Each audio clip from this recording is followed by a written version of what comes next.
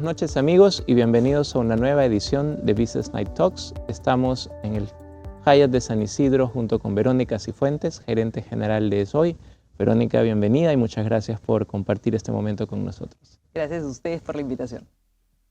Verónica, cuéntame un poquito cómo llegaste a ser gerente general de SOI. ¿Cómo fuiste construyendo tu carrera desde la educación hasta el día de hoy? Una pregunta amplia, pero... Sí, para que te explayes. Para explayarme. Yo estudié ciencia política en la Católica. Siempre creo que había un interés en mí de vincularme con temas públicos, de entender un poco más el país desde varias disciplinas, ¿no? La ciencia política, algo que tiene bonito es que mezcla la disciplina de la sociología, de la economía, del derecho, las ciencias sociales en conjunto. Para entender un poco el sistema, ¿no? Y entender cómo hemos llegado incluso al momento complejo quizás que estamos viviendo como país, ¿no? Y quizás parte de mi interés siempre estuvo en cómo desde mi trabajo puedo vincular con un aporte país más trascendental, ¿no?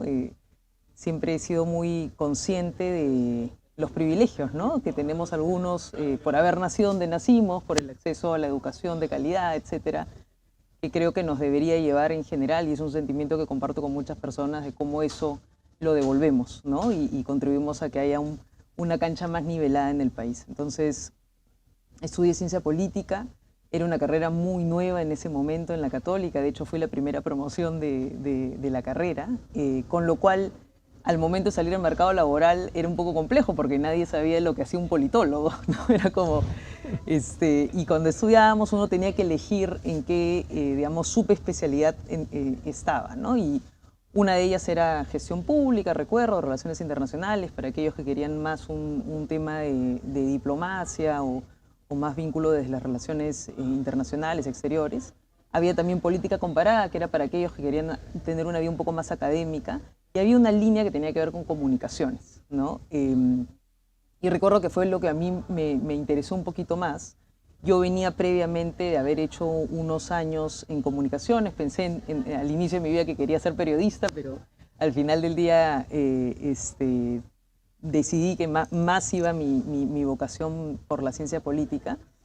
Y bueno, entonces ese acercamiento con las comunicaciones me hizo de alguna manera tener más vínculo con posiciones laborales vinculadas a comunicaciones, ¿no? Entonces empecé, recuerdo, mis primeros pininos laborales estuvieron más desde el periodismo. Trabajé en un momento en el comercio, pero en la web del comercio, cuando en ese momento recién arrancaba el diario digital. Luego pasé también en algún momento haciendo reportajes, recuerdo, con Mundo Empresarial, el programa que en su momento dirigía Bruno Yufra. Y ahí conocí esta labor de las agencias de comunicación, ¿no? Aquellos que están, digamos, asesorando y acompañando a las empresas para poder hacer un vínculo y un posicionamiento externo.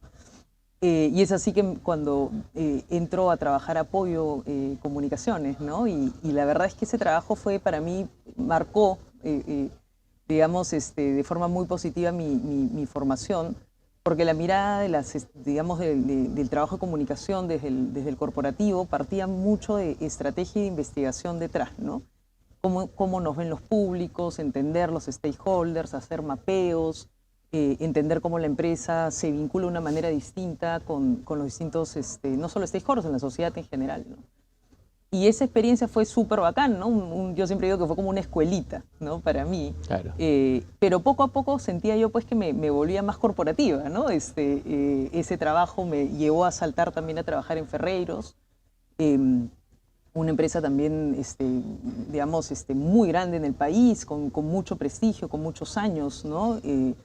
Y realmente esa experiencia también estuvo para mí, pues, me llevó a entender ya las comunicaciones de una manera más amplia, ¿no? También mirando no solo la externa, sino también la interna, mirando más cómo trabajamos cultura interna, equipos hacia adentro.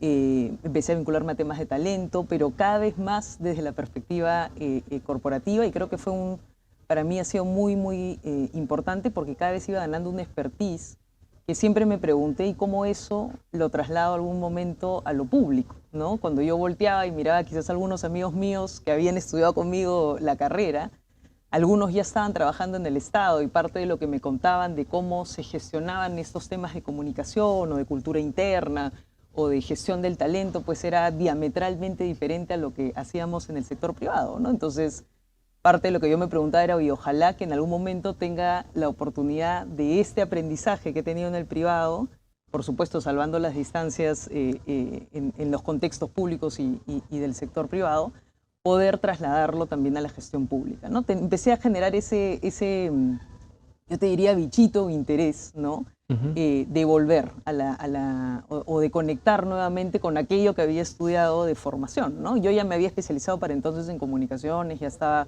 como súper metida en el tema. El bichito te lo metió a la universidad. Yo creo que lo tuve siempre, pero en la universidad sin duda hay muchos estímulos alrededor de eso, ¿no? Y sin duda también uno conoce pues profesores, experiencias, otras personas que hacen que eso, que si lo tienes ahí un poquito sembrado, ya pues florece en la universidad. Claro. Pero sí creo que o sea, al momento de entrar al mercado laboral me fui mucho más a lo corporativo, a la empresa. Claro. Y quizás dejé eso como durmiendo, ¿no? Pero estando en Ferreyros, Sí. que es una empresa maravillosa, muy conocida, Sí. muy grande, cubre muchos sectores de la economía, ¿cómo lograste acercarte al sector público? Sí, como te digo, conforme fui avanzando digamos, en mi trayectoria profesional, empecé a especializarme más en comunicaciones. Y con esta doble mirada externa y también, digamos, interna.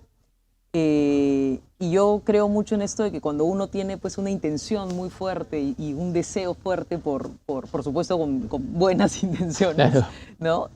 Atrae también ciertas oportunidades, ¿no? Entonces, en esa época recuerdo que todavía estaba como ministro de Educación Jaime Saavedra en el Minedu, y recuerdo pues que había en el Estado una sensación de que había mucha gente joven que salía a hacer su maestría, que volvía a la gestión pública, había quizás un espíritu, ¿no? de renovación del cuerpo público.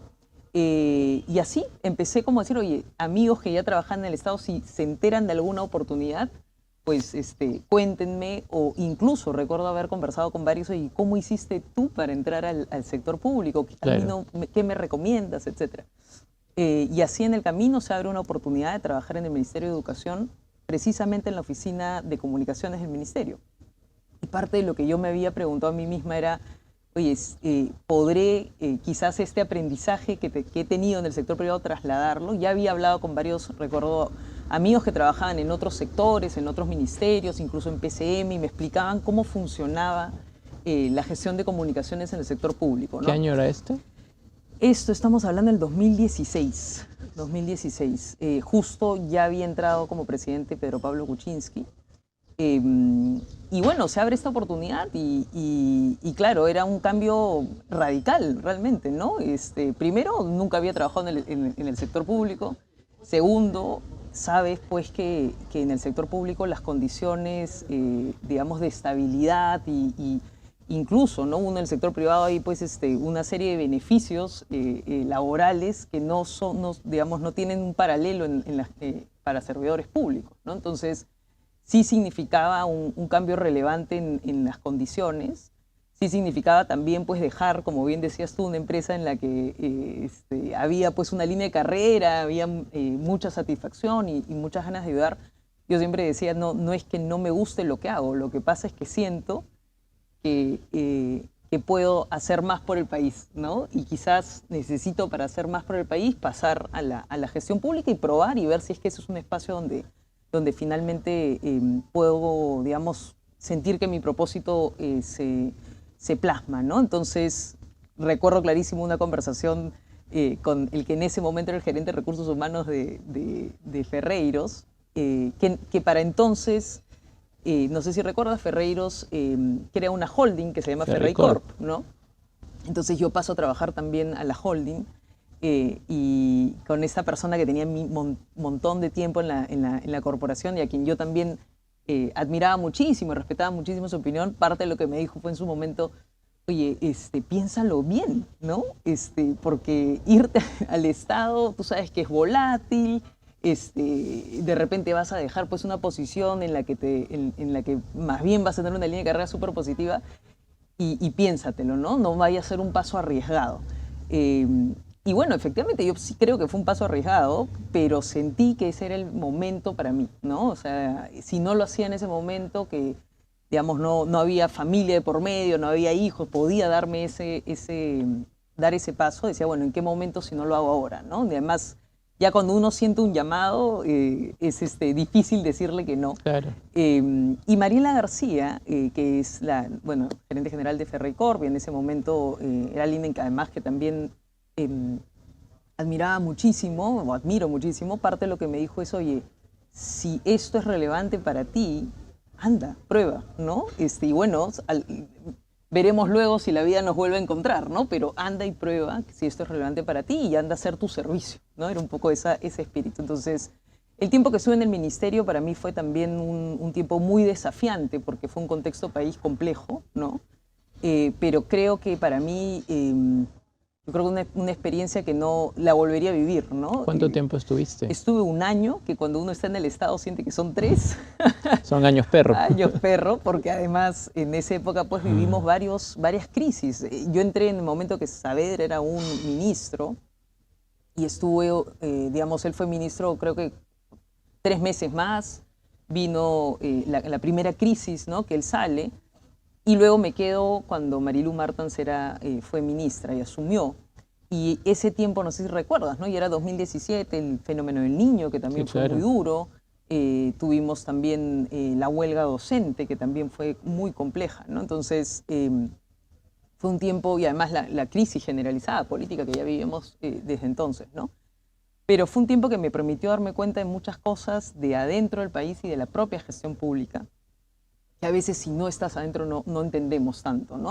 A veces siento que sin duda hay muchísimo por hacer y digamos, muchas críticas que podamos tener al sector público pues son completamente válidas, pero estar adentro y gestionar desde adentro es otra cosa, ¿no? Y por supuesto la diferencia de las reglas de juego y las condiciones para tomar decisiones privado y público son bien distintas, ¿no? ¿Te costó mucho acostumbrarte? Mira, sí creo que fue un reacomodo, digamos, importante, pero que tenía que ser rápido, porque no había mucho tiempo para pensar. O sea, digamos, la demanda de trabajo implicaba que las cosas sean ya y, digamos, yo siempre digo que creo que el trabajo más intenso que he tenido ha sido ese año, ¿no? Además por la posición que tenía, ¿no? Que en comunicaciones, en el Estado y en tiempos de crisis, por supuesto, la demanda del rol es mucho más fuerte, pero también creo que fue un tiempo maravilloso desde una perspectiva de conexión con el país, ¿no? Me tocó por acompañar muchas visitas de los ministros a ir a varios puntos del país, a zonas muy recónditas, a entender qué pasa en la educación rural, por ejemplo, ¿no? Eso que a veces nosotros escuchamos, oye, educación rural está mal. Una cosa es escuchar la cifra o la brecha, y otra cosa es estar, ¿no? Claro, es muy difícil ponerle cara o rostro a una realidad que no conoces, ¿no? Así es. Cuéntanos un poquito más de esa experiencia. Sí, sin duda, ¿no? Parte de lo que nosotros hacíamos mucho era hacer visitas sorpresa en ciertas escuelas. Recuerdo muchísimo un viaje que hicimos por la selva, ¿no? Literal por el río para llegar a los distintos internados, ¿no? En muchos puntos en la educación rural hay internados porque la dispersión geográfica pues no permite otra cosa. Y podías ir a internados que estaban, digamos, muy bien gestionados, como a otros que tú decías, acá yo no dejaría a mis hijos bajo ninguna circunstancia, ¿no? Y esa es la realidad, esa disparidad que tenemos y por supuesto también esta experiencia de cómo funciona la descentralización del servicio educativo, que también es algo que hoy hablamos muchísimo, ¿no? Una descentralización que se ha dado no necesariamente con capacidades, ¿no? Y claro, cada región dependía qué tan bueno era, dependiendo de quién era el director regional de educación y quiénes eran los directores, las unidades de gestión local. Entender, por ejemplo, cosas como que realmente la figura de un director en una escuela es clave. súper clave, ¿no? Y normalmente los directores no son formados para eso, ¿no? Sino más bien son docentes que asumen el cargo. Entonces, hubo para mí un entendimiento bien profundo del sector, pero sobre todo un entendimiento de que requerimos una mirada mucho más, yo te diría, de largo plazo y despolitizada de la educación, ¿no? Y creo que eso es parte de un desafío permanente para el país, ¿no? ¿Cómo hacemos para que las reformas que tenemos que hacer sobrevivan al vaivén político que normalmente tenemos? ¿Cómo hacemos para que la educación esté en el centro del debate? Son 2 millones de niños, niñas, adolescentes en educación rural que sin duda son los que se llevan pues lo peor de lo peor, ¿no? En el servicio. Claro. Entonces, esa conexión, y yo siempre creo, parte de lo que creo es que quizás desde el sector privado lo que necesitamos a veces más es conectar, ¿no? Con esas realidades diferentes para poder entender también que no hacemos empresa en un contexto, digamos, mejor dicho, hacemos empresa en un contexto bien particular, que es un contexto con muchas Claro que brechas sí. y carencias, con lo cual tenemos pues una responsabilidad tremenda, ¿no? Por una serie de capacidades a las cuales, y como decía yo al inicio, privilegios a los cuales tenemos acceso, ¿no? Claro. Y esa experiencia, así como fue muy gratificante en muchos sentidos, intensa y digamos, transformadora en muchos sentidos para mí, también agotó en un punto, ¿no? Por eso te decía que un año parecía 3, porque después de ese año yo sentía que necesitaba como tener un poco tomar un poco de distancia. Ya había pasado esto, si recuerdas, sale Marilú, entre otro ministro, y estos cambios generan también pues complejidades en términos de mantener a los equipos, etcétera. Claro. La continuidad se vuelve muy sí, difícil. exactamente. Entonces, cuando ya salgo del ministerio, una de las preguntas que me hice a mí misma es, ¿qué quiero seguir haciendo? Claro. ¿No? Y en ese momento, perdón sí, que te interrumpa, sí. ¿cuál fue tu balance entre qué aprendiste, cuál fue tu mayor aprendizaje, cuál fue tu mayor decepción? Sí. Porque Mira, quieras o no, sí, preguntarás por qué me haces estas preguntas, sí. Jorge, ¿no? Y es que los puntos se van conectando, Sí. ¿no?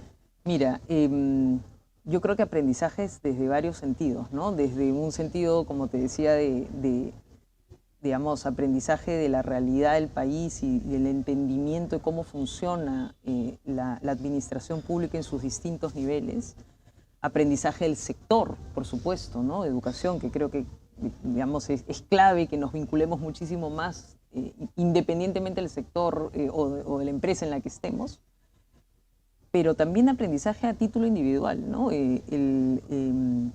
Los momentos que vivimos eran momentos bien complejos que requirieron que rápidamente aquello que quizás jamás imaginé que iba a tener capacidad para hacer, había que aprenderlo rápido, ¿no? Sentarte, por ejemplo, no sé si recuerdas, en esa época también teníamos estas marchas de con mis hijos no te metas, ¿no? Sí, claro. Y tener pues que sentarse con los grupos evangélicos, a escucharlos, entender también digamos, sus quejas, sus puntos de vista, entender pues también que al final del día es necesario hacer esto, ¿no? Mediar, escuchar, reconocernos a todos, ¿no? Pero en paralelo saber que tenías que manejar una crisis en medios, tenías que manejar una serie de frentes comunicacionales complejos, y ese al final del día creo que es una mirada como probablemente salió pues una profesional muchísimo más completa en ese sentido, ¿no? Con mucha más capacidad de relacionarme con todo nivel y con todo tipo de stakeholder, pero sobre todo también te diría con mucho más empatía, ¿no? Creo que parte de lo que teníamos que generar en ese momento por todos los frentes que habían era la posibilidad o la necesidad de escuchar a los otros y de tratar de entender cómo ubicábamos eso y en paralelo, por supuesto, tratar de dar una respuesta a las distintas crisis que se vivieron. Entonces, también creo que profesionalmente a mí me hizo crecer, ¿no? En ese sentido. Y decepción, quizás parte no sé si la palabra es decepción, y diría que quizás sí, ¿no? Decepción en algún sentido de, a veces pues es imposible decir que política y gestión pública están separados, ¿no? O sea, digamos, y a veces sí decepciona darte cuenta que ciertos políticos que están sentados, uno esperaría que están ahí para el bien común y para hacer las cosas en favor del país, de la educación, no necesariamente están sentados por eso. Y ¿no? Hay una decepción por eso y de darte cuenta pues, que el sistema tiene mucho por reformar. Pero también te diría mucho, quizás, impotencia en mucho sentido también, ¿no? Éramos muy conscientes en esa época del ministerio de temas que teníamos que luchar, que empujar, proyectos que se quedaban a medio avanzar, porque había que responder una serie pues, de crisis políticas, no necesariamente, digamos, que sumaban en favor de la educación, ¿no? Entonces, claro, mucha impotencia en no poder avanzar más por este contexto complejo. Pero bueno, creo que al final del día yo admiro muchísimo en general a la gente que tiene, digamos, las agallas, la fortaleza de estar en posiciones públicas, porque al final es un servicio, y yo lo entendí así, ¿no? Esto es un servicio, claro. Y no todo el mundo tiene que estar en ese tipo de servicio público, pero sí creo que hay un entendimiento de cómo funciona el país, que lo tienes cuando pasas por el sector público, que es bien relevante tenerlo independientemente si soy académico, si soy gerente general de una empresa o si trabajo en la sociedad civil, etc. O sea, sí creo que hay una necesidad bien importante de poder vincularnos más con el quehacer público. Claro. Y cuando tomas la decisión de salir del sector público, sí, venía otro momento reflexivo, ¿y ahora qué hago? ¿Ahora qué? Exacto. ¿No? O sea, porque me imagino que sí, la vocación la seguías teniendo, sí, tienes un propósito muy social, es claro por todo lo que nos cuentas, sí, y el siguiente paso era importante, ¿no? Sí, era súper importante, pero también era cierto que yo sentía que había sido un torbellino ese año, ¿no? Más o menos que había pasado por mí. Necesitabas un poquito de paz. Necesitaba un paz y necesitaba, parte de lo que me preguntaba era si es que comunicaciones es el espacio donde quiero seguir, era parte también la pregunta que me hacía, ¿no? Para mí, sin duda, disfruté muchísimo. Yo no soy comunicador de profesión, lo hice más producto de mis experiencias laborales. Pero sí me hacía esa pregunta, ¿es eso lo que quiero seguir haciendo? En el interín pues había que seguir trabajando porque de algo hay que vivir. Y parte de lo que recuerdo alguna conversación justo con Mariela García y me decía, oye, mira, lo que yo necesito ahora, habían hecho un planeamiento estratégico, necesitaban de alguna manera darle vida a proyectos estratégicos y a la estrategia corporativa que se había definido. Me dice, necesito alguien que entre un poco a hacer... acompañarme en ese proceso, ¿no? Es alguien que, digamos, las características que necesitaba encajaban un poco con mi perfil. Y claro, y pensé volver a Ferreycorp, qué significaba para mí, ¿no? Y en algún momento hacía yo esta analogía, que volver significaba como quien vuelve a la casa de los padres, ¿no? Y necesita un tiempo... de tranquilidad, de familia, ¿no? Pero ese tiempo que volví fue un tiempo muy interesante porque volví a una posición completamente diferente, ¿no? Y una posición, te diría, quizás mucho más corporativa o más empresarial, pero con los aprendizajes, más allá de que sea público, pero con una serie de aprendizajes y de recorrido que tuve en el ministerio, ¿no? Entonces entré a trabajar en el área de estrategia y nuevos negocios, a acompañar un poco a la implementación de la estrategia corporativa, a ver proyectos nuevos, a ver temas de transformación digital, a ver temas culturales, de talento. Y yo siempre digo que ese tiempo fue como hacer un MBA trabajando, ¿no? Viendo una serie pues, de frentes en la gestión de una empresa muy a alto nivel, muy nivel estratégico, muy interesantes, y en industrias distintas, ¿no? Ferreycorp, como bien dices tú, tiene esta ventaja y esto bonito de poder atender a diferentes industrias, con lo cual es una mirada del país, de alguna manera, claro, ¿no? Está presente además en muchísimos puntos del país, con lo cual también es súper bonito darte cuenta pues, que llevas desarrollo de distintas maneras, ¿no? Entonces, ese tiempo también fue para mí full aprendizaje. Yo te diría que quizás de los tiempos laborales donde más he tenido que aprender, ¿no? Y en ese contexto viene COVID. Y cuando viene COVID, parte también de lo que me empiezo a preguntar es, bueno, y esto empieza a florecer otra vez esto público, esto de querer trabajar de forma un poco más directa con temas sociales, con temas de desarrollo. Y es en ese interín que empieza lo que hoy es ESOY, ¿no? La organización en la que hoy día trabajo, en la que estoy liderando junto a una serie pues, de gerentes generales muy comprometidos con el país, ¿no? Y creo que de alguna manera el paso a ESOY es para mí ese volver otra vez pues, a conectarme con ese propósito más trascendental. Y desde un espacio distinto, ¿no? Ya no desde el sector público, desde un espacio intermedio. Yo siempre digo que el trabajo que tengo es quizás, digamos, pintado para mí, ¿no? Para alguien que ha pasado por sector público, alguien pasado por el privado, y poder estar pues en este intermedio y de alguna forma también impulsar a hacer un poco puente, ¿no?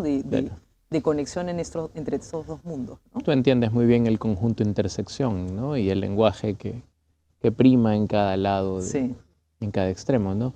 Cuéntanos, para poder seguir con la conversación, ¿qué es ESOY?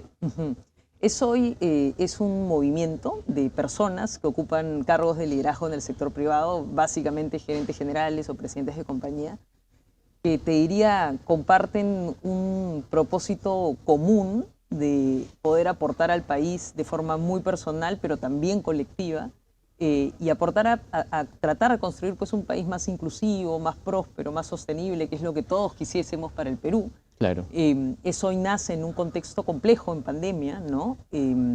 Además de crisis sanitaria, teníamos crisis política, crisis económica, crisis, siempre digo yo, institucional y de confianza generalizada, ¿no? Digamos, un país que cada vez confía menos en el otro, ¿no? Y parte de ese contexto hace que varios gerentes generales empiecen a preguntarse en distintos foros, oye, ¿y cuál debería ser ese rol propositivo que deberíamos tener nosotros, aquellos que ocupamos posiciones de liderazgo en el sector privado, ¿no? ¿Cuál es digamos, ese aporte que deberíamos darle al país? Y siempre lo que hemos dicho es que la reflexión es muy relevante e importante, pero ya no es suficiente para un contexto como el que vivimos, ¿no? Y como te decía al inicio, hacemos empresa en un país con muchas carencias y con muchas brechas, ¿no? No hacemos empresa en Suiza, ¿no? Hacemos empresa en un país que requiere más bien de que privado, público, sociedad civil, academia, podamos trabajar juntos pensando en cómo desarrollamos soluciones distintas a problemas complejos que no hemos resuelto como república en más de 200 años, ¿no? Entonces, eso nace en ese contexto y nace con un propósito muy claro de aportar al país con acciones, ¿no? Y esto es muy relevante porque, digamos, no somos un think tank, no somos un gremio tampoco, porque no representamos, digamos, a compañías ni a sectores. ESOY, de arranque, es una organización que está compuesta por personas, no por empresas. Con lo cual, por supuesto, personas que ocupan cargos de liderazgo y que tienen detrás una serie de capacidades y recursos que pueden poner al servicio de la sociedad. Pero al final del día no representamos pues, compañías, ¿no? Y con lo cual es una organización en ese sentido muy interesante en su conformación. Pero el propósito suena muy interesante, pero parece muy disperso. O sea, hay tantas necesidades en esta sociedad que por dónde empiezas. ¿Han escogido puntos focales? Sí. Elegimos, cuando recién nacimos hace 2 años y medio, definimos como ejes temáticos donde creíamos que podíamos aportar más valor, ya sea porque, digamos, las capacidades del sector privado podían conectarse más, o ya sea porque sean, digamos, áreas en las que se requiere, digamos, más apoyo, ¿no? Uno, sin duda, educación, pero en educación decidimos hacer un doble clic en educación rural, ¿no? Digamos, en ámbitos rurales donde, como te decía al inicio, pues requerimos muchísimo más atención y mucho más capacidad de pensar soluciones diferenciadas. Otro eje temático muy relevante tiene que ver con empleo, y ahí un poco lo que decidimos priorizar es, oye, ¿cómo estamos preparando capital humano, a la fuerza laboral para las nuevas habilidades y los nuevos roles que demanda el mercado laboral producto de la transformación digital, de la economía digital, ¿no? Ahí estás generándose una transformación tremenda y cómo estamos, digamos, preparándonos para ello. No solamente desarrollando nuevo talento, sino también mirando qué pasa con el capital humano y la fuerza laboral que, digamos, requiere hacer ese reskilling o upskilling para poder mantenerse empleables en un nuevo contexto, ¿no? Entonces ahí hemos hecho el zoom in en habilidades y talento digital. Y un tercer frente fue micro y pequeñas empresas, ¿no? También la pregunta que nos hicimos es cómo desde las grandes y medianas empresas podemos contribuir a fortalecer crecimiento, productividad de las micro y pequeñas empresas. Y parte de lo que estamos haciendo es trabajar con las MIPES de las que están como proveedoras en las propias cadenas de valor de las empresas, ¿no? Entendiendo que hay un espacio tremendo para contribuir a su crecimiento, a su formalización y que a su vez estas micro, pequeñas puedan también ser motor de crecimiento de otras compañías, o sea, ¿no? Han empezado por el área de influencia de las empresas afines. En algunos casos sí, en el caso de MIPE sí, en el caso de educación la mirada sí un poquito más general, amplia, dado claro, que es educación rural. En el caso de empleabilidad sí hay una mirada sin duda hacia, digamos, hacia adentro, pero también una mirada de decir, oye, ¿cómo ayudamos al Estado a que también de alguna manera empiece a, como lo hacen en otros países, Chile, Argentina, Colombia, a formar talento digital de una manera mucho más masiva, ¿no? Si queremos, digamos, correr la ola de la economía digital y mantener la competitividad del país, necesitamos una fuerza laboral mucho más preparada y sin duda el sector privado tiene un rol, ¿no? en la formación del talento de sus propias compañías, del talento que genera como para atraer, pero esa labor es una labor mucho más allá de solo el sector privado, tiene que estar sentado a la mesa el sector privado. Ahora, si lo descomponemos, ¿no? Porque creo que los approaches deben ser completamente diferentes, Sí. ¿no? Si tomamos, y vamos de atrás para adelante, si tomamos el trabajo con las pymes o las medianas empresas en las zonas de influencia, ¿verdad? Buscan, me imagino, cada vez contratar más en las zonas de influencia y que las mismas personas puedan convertirse en empresarios. Mira, lo que buscamos en esencia, hicimos una identificación de cuántas MIPES proveedoras habían en las cadenas de valor de los más de 50 miembros de SOI, ¿ya? De las empresas que lideran los miembros de SOI. Para que te hagas una idea, identificamos más de 30.000. Y la pregunta que nos empezamos a hacer es, ¿y con qué condiciones tenemos a estas proveedores MIPE, ¿no? ¿A cuánto tiempo les pagamos? ¿Qué tanto los conocemos? ¿Qué tanto realmente estamos intentando que crezcan y se desarrollen nuestra cadena? ¿Y qué más podemos hacer para que, digamos, cierren de repente brechas de gestión? Entonces, por supuesto, sí hay un enfoque a trabajar, si tú eres una empresa cuya zona de influencia lo permite, trabajar en desarrollo de proveedores locales. Pero más allá de eso, hay un trabajo muy relevante que se puede hacer con tu propia cadena, con tus propios proveedores, que quizás hoy no está siendo prioridad, pero que si nos damos cuenta, ese digamos, mejor relacionamiento, esa milla extra con los proveedores MIPE puede significar un impacto tremendo para esa empresa y lo que genera esa empresa a la vez en términos de empleo, en términos de contratación de otras micro y pequeñas, ¿no? Entonces, hay una mirada bien relevante. Y los otros dos frentes en los que estamos trabajando, y te los menciono también para que tengas una mirada completa, para todos tengan una mirada completa, además de educación, además de temas de empleabilidad, además de MIPES, estamos trabajando también temas vinculados a institucionalidad. Y aquí la pregunta que nos hicimos es, oye, además de obviamente la brecha y la precariedad de la institucionalidad pública y del sistema político en su conjunto, y el sector privado, ¿qué puede hacer, ¿no? Para contribuir a fortalecer esa institucionalidad? Y parte de las preguntas que nos hemos estado haciendo es, la institucionalidad se basa en esencia temas especialmente en dos pilares. Uno tiene que ver con confianza y el otro tiene que ver con cohesión social.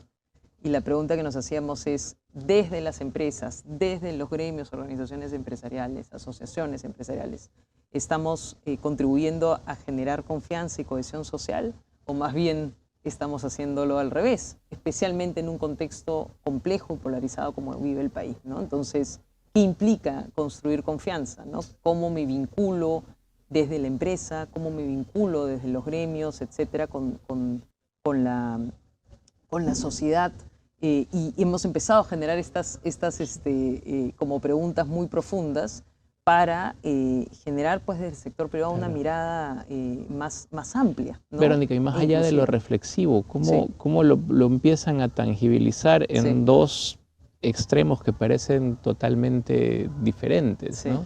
Estamos haciendo, bueno, creo lo reflexivo en este eje creo que es bien relevante. Sumamente. Porque sí creo que, o sea, digamos, desde el sector privado hemos vivido unas transformaciones muy complejas sociales y políticas en nuestro país. Claro. Y creo que sí es importante sentarnos un poquito a entender qué ha pasado, ¿no? Y qué tiene que evolucionar en nuestra forma de accionar para que efectivamente podamos reconstruir confianza, para que podamos ser más bien actores que sean agentes de cambio en un contexto donde, digamos, el sistema empieza pues a tambalear, ¿no? Entonces... ¿Y hay una o dos pistas por ahí? Sí, ¿qué es lo que tiene que evolucionar? Una de las pistas que estamos identificando. Perdón la ansiedad, pero es muy interesante. Yo sé, y de hecho también para nosotros este espacio, más que pues estas preguntas, estos espacios de reflexión que hemos empezado a generar, están decantando ya en acciones concretas, ¿no? Que sin duda, no es que, y creo que parte de lo que decimos mucho en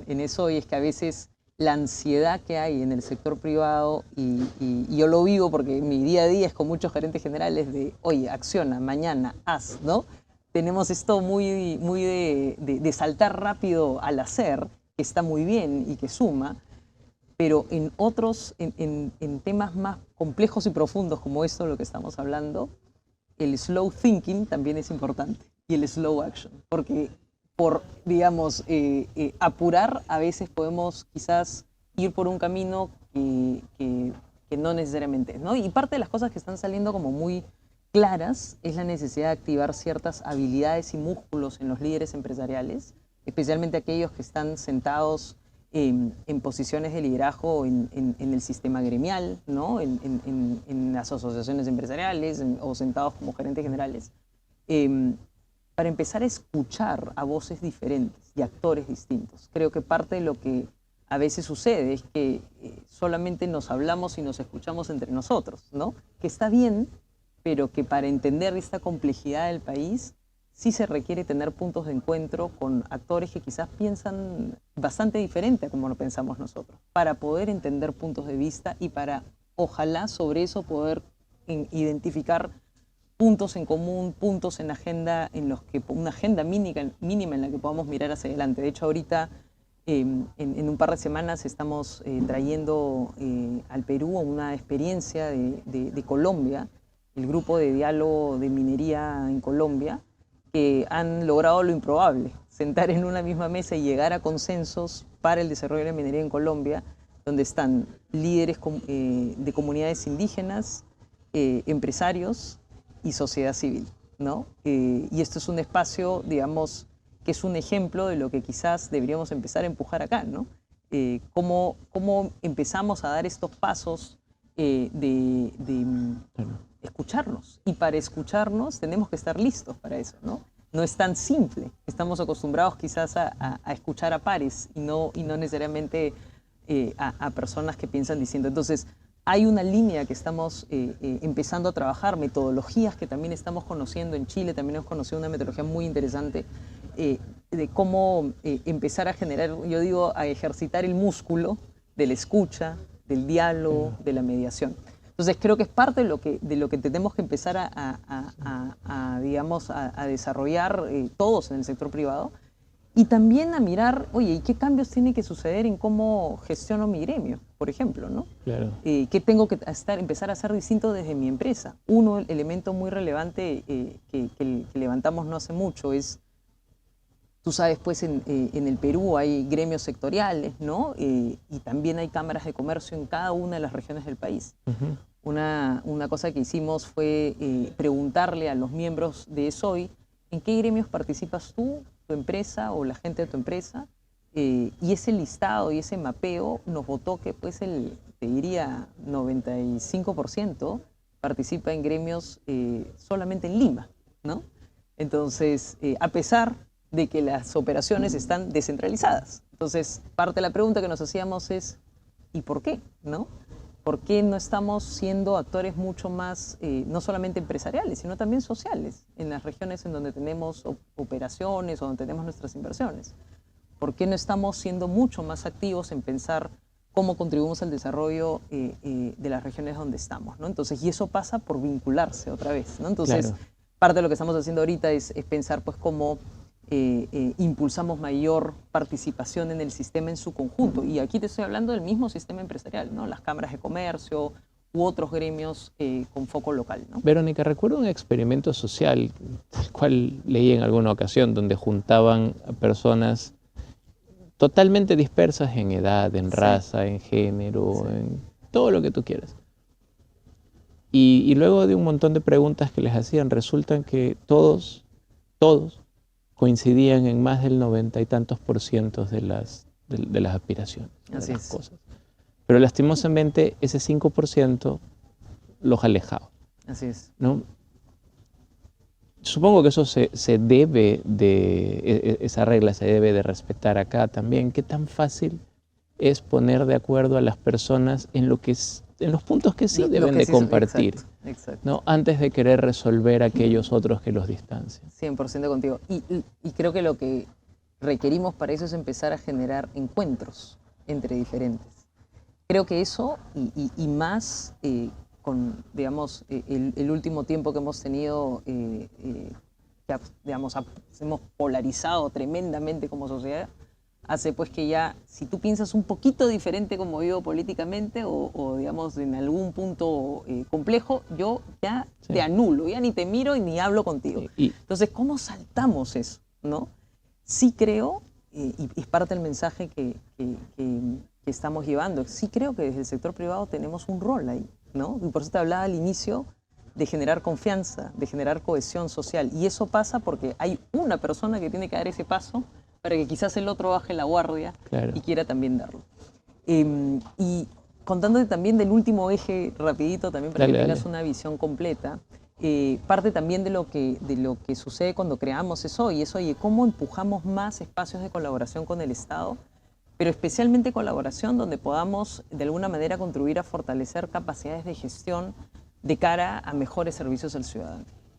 Y colaboración donde quizás desde el privado podemos poner ciertas capacidades o expertise que tenemos más desarrollado para contribuir a fortalecer gestión. Entonces, tuvimos una experiencia muy bonita cuando recién nace eso y era un pleno contexto pues, de pandemia, empezaron a llegar las vacunas y había que vacunar a la mayor cantidad de personas en el menor tiempo. Legado Panamericanos, que es esta entidad que tuvo la responsabilidad de gestionar los centros de vacunación bandera, era una operación logística, ¿no? Tremenda, con unas necesidades al mejor talento ahí. Y tuvimos esta oportunidad de armar un equipo como de 30 personas de distintas empresas, analistas de datos, especialistas en logística, en operaciones, en planeamiento, para que acompañen al equipo delegado a eficientar ese modelo de operación, mejorar el modelo de planificación de la demanda para que se vacune rápido. Y esa experiencia que fue sentar a la mesa a talento del privado, digamos, con talento del público, para juntos pensar cómo hacemos para vacunar de forma más rápida, que era un objetivo mayor, un bien común, para nosotros nos quedó muy marcado, ¿no? Porque yo que he pasado por el sector privado, te digo, hay ciertos temas en los que el privado pues, ha generado un expertise tremendo y que el Estado a veces no. Entonces, esa capacidad que tenemos, ¿cómo no la ponemos al servicio? Por supuesto, en los temas donde no hay conflicto de interés, de donde podemos, ¿no?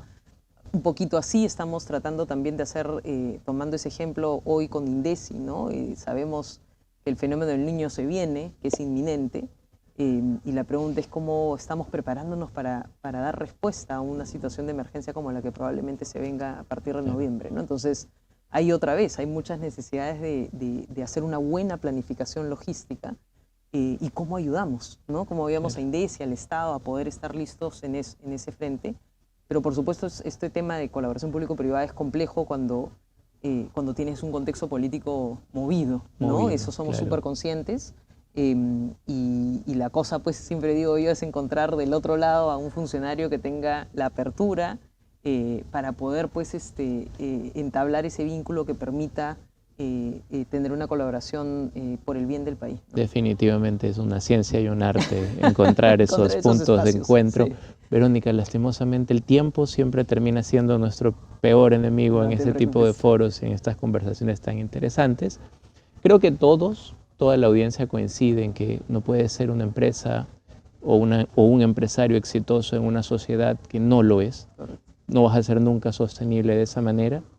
Y creo que todos necesitamos también poner nuestro granito de arena, pequeño o grande, el que fuera, en tratar de equiparar esta cancha, como muy bien lo decías. Por favor, danos unas palabras de cierre y dile a la audiencia dónde puede conocer más de eso y cómo pueden colaborar en estas nobles causas que nos mencionas.